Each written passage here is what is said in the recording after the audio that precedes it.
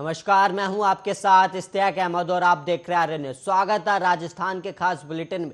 राजस्थान के 6 जिलों में चल रहे पंचायत चुनाव के आखिरी चरण की वोटिंग आज सुबह से शुरू हो गई है और वहीं 6 जिलों की 25 पंचायत समितियों में सुबह 7:30 बजे से शुरू हुई वोटिंग देर शाम 5:30 बजे तक चलेगी और इस दौरान 25 लाख से ज्यादा वोटर 1772 उम्मीदवारों के जीत हार का फैसला करेंगे और वोटिंग के खत्म होने के बाद 4 सितंबर को काउंटिंग जारी होगी और उसी दिन देर शाम तक रिजल्ट भी घोषित कर दिए जाएंगे।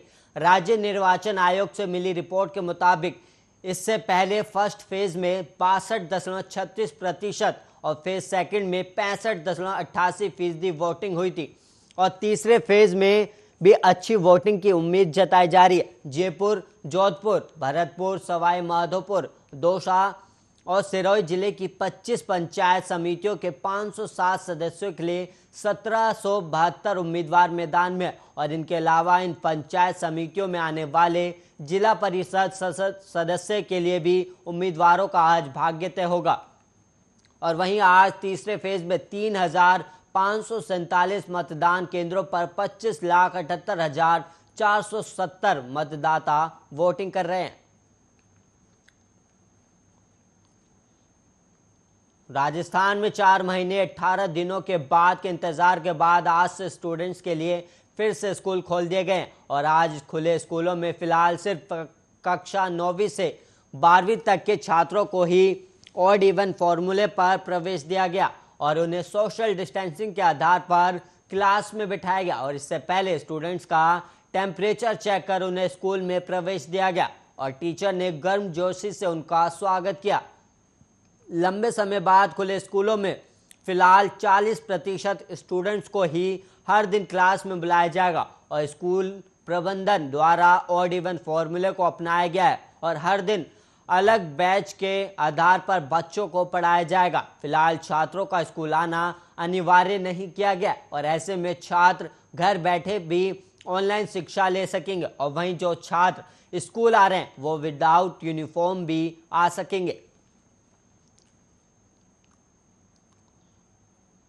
देश में महंगाई कम होने का नाम नहीं ले रही है। पेट्रोलियम कंपनियों ने बुधवार को फिर रसोई गैस की कीमतों में इजाफा करके लोगों को बड़ा झटका दिया है।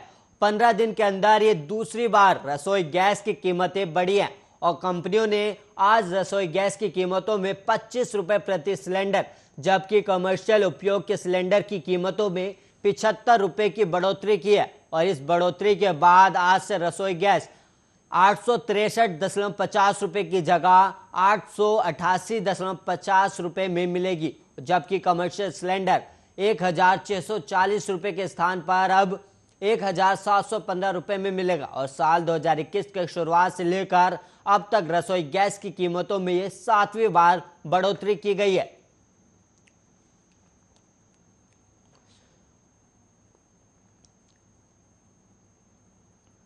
और वहीं सुप्रीम कोर्ट ने यौन हमलों के मामलों में आजीवन कारावास सहित अलग अलग अवधि की कैद की सजा काट रहे आसाराम की वो याचिका खारिज कर दी जिसमें स्वामी भू बाबा ने अपने आयुर्वेदिक उपचार के लिए सजा को कुछ महीने निलंबित करने का अनुरोध किया था और अदालत ने आसाराम का आग्रह खारिज करते हुए कहा कि अपराध किसी भी तरह साधारण अपराध नहीं था और पीठ ने याचिका खारिज करते हुए मौखिक रूप से कहा ये किसी भी तरह साधारण अपराध नहीं था, आपको आपका पूरा आयुर्वेदिक उपचार जेल में ही मिलेगा।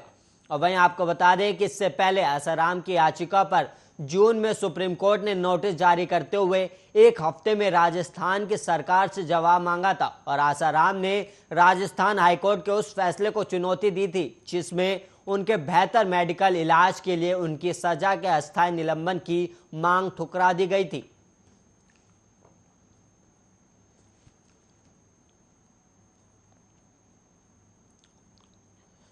राजस्थान के बारंग के किशनगंज इलाके में भारी बारिश के दौरान बिजली गिरने से 2 लोगों की मौत हो गई है जबकि 2 लोग घायल हो गए और घायलों को अस्पताल में इलाज के लिए भेजा गया और वहीं जिला कलेक्टर राजेंद्र विजय ने इसकी जानकारी दी है और वहीं प्रशासन की तरफ से वित्तीय सहायता सहित हर संभव मदद दिए जाने की बात भी कही गई है।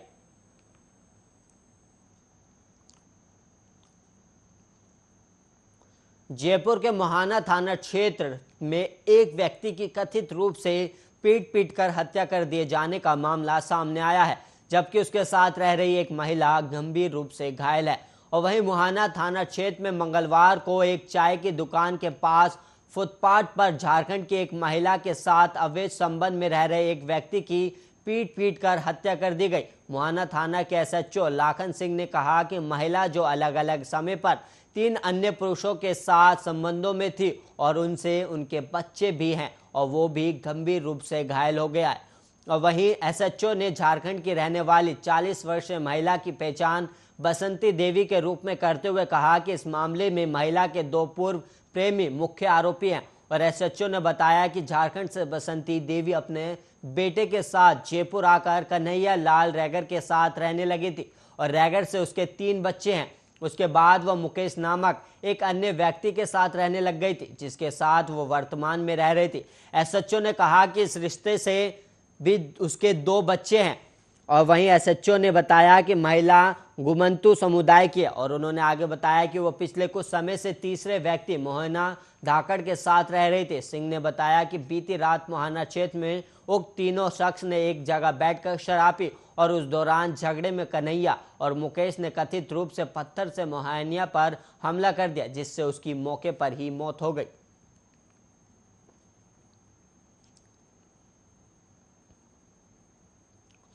राजस्थान के कुछ हिस्सों में मानसून के एक बार फिर सक्रिय होने से कई स्थानों पर हल्की और मध्यम बारिश हो रही है। और मौसम विभाग के अनुसार धौलपुर, बारां और जोधपुर के अलग अलग इलाकों में सोमवार को भारी बारिश दर्ज की गई और धौलपुर में सबसे अधिक 8 मिलीमीटर बारिश दर्ज की गई है। और वहीं जयपुर, कोटा, पिलानी, चित्तौड़गढ़, चूरू और जोधपुर को मंगलवार को 33.38 मिलीमीटर और वहीं 28.4 मिलीमीटर, 27 मिलीमीटर और वही ऐसी दर्ज बारिश की गई। और मौसम विभाग ने बुधवार और गुरुवार को कुछ इलाकों में भारी बारिश का अनुमान जताया। और इस बीच 12 जिले में खेत में काम कर रहे काशीराम और राजकुमार की बिजली गिरने से मौत हो गई है।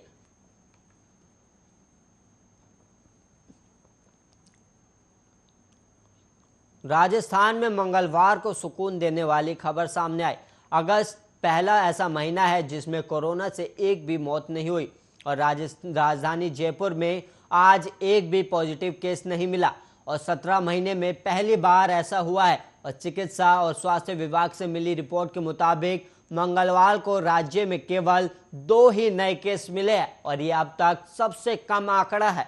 और इससे पहले 26 अगस्त को राज्य में सबसे कम 3 केस आए थे और बीकानेर और जोधपुर को छोड़कर किसी भी जिले में एक भी केस नहीं मिला है। और बीते 24 घंटे के दौरान पूरे राज्य से 13,553 सैंपल की जांच की गई, जिनमें से 2 ही केस पॉजिटिव मिले। जयपुर में 2,940 सैंपल की जांच में एक भी केस पॉजिटिव नहीं निकला।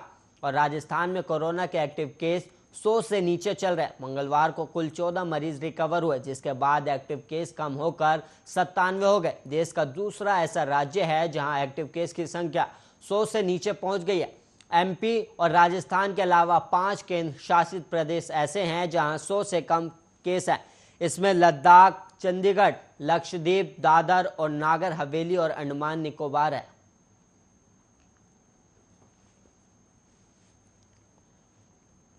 बीकानेर के धोरों में मिली युवक की लाश का राज खुल गया है और ये एक मर्डर है जिसे उसके दोस्त ने ही अंजाम तक पहुंचाया और ये लाश पुलिस को मिली थी। युवक ने जिस कारण अपने दोस्त की हत्या कर दी और वो बहुत मामूली है और इस बात से निश्चिंत होकर हत्या कर दी कि वो पकड़ा तो जाएगा नहीं, कम से कम परेशानी से तो पीछा छूट जाएगा। कारण सिर्फ इतना था कि युवक का दोस्त अपने उधार दिए रुपए पर ब्याज मांग रहा था और हत्या के आरोप में गिरफ्तार दोस्त ने पुलिस को बताया कि टीवी सीरियल क्राइम पेट्रोल में कई बार देखा है कि हत्या का राज ही नहीं खुलता और इसी कारण मैंने भी दोस्त को मारकर एक गड्ढे में डाल दिया और उस पर खीप डाल दी। रोज रोज की उसकी ब्याज की डिमांड से पीछा छुड़ा लिया और सीरियल की कहानियों से वो मानकर बैठा था कि वो पकड़ा नहीं जाएगा, लेकिन ऐसा नहीं हुआ।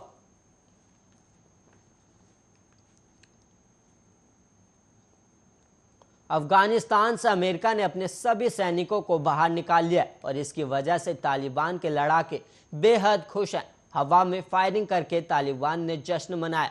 ऐसे में यह जानना बेहद जरूरी है कि अब अफगानिस्तान की तस्वीरें क्या कहती हैं। आइए इस रिपोर्ट में देखते हैं।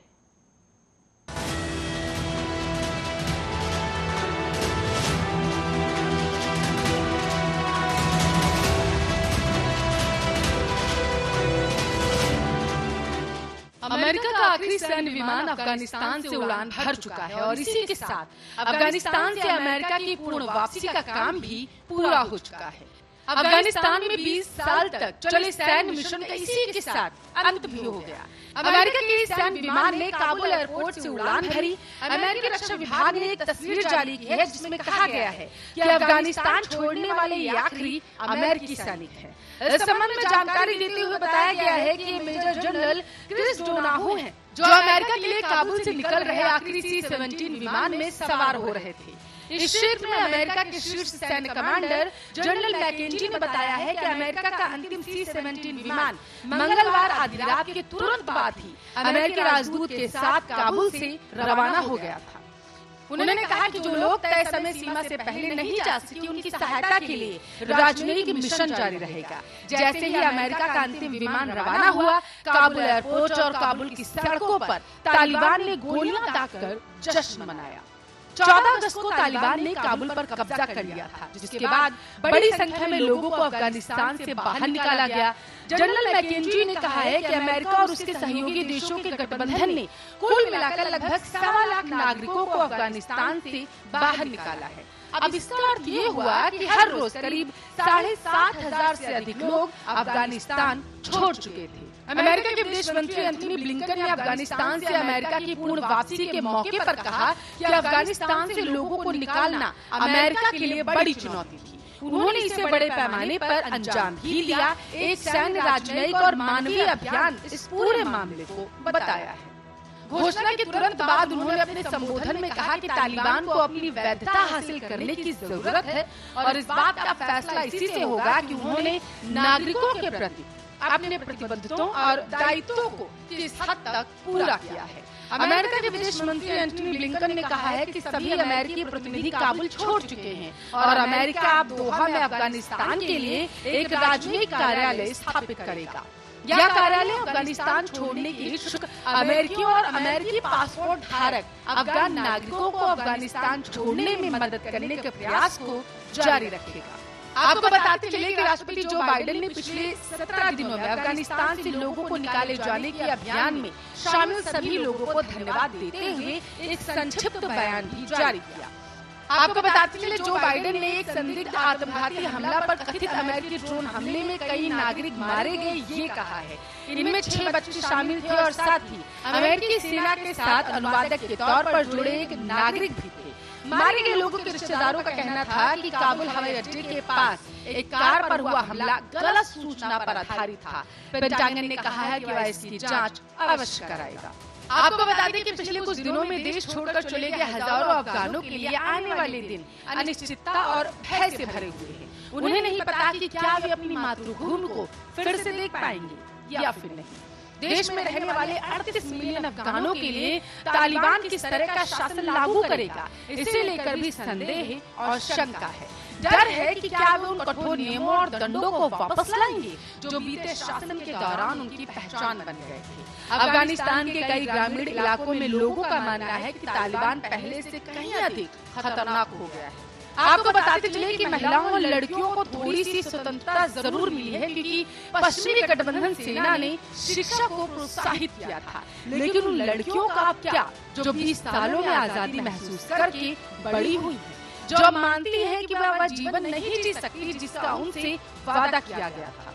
अमेरिका के लिए भले ही उसका सबसे लंबा युद्ध खत्म हो गया हो, लेकिन निश्चित तौर पर अफगानों के लिए लड़ाई जारी है। Special desk, Arya news.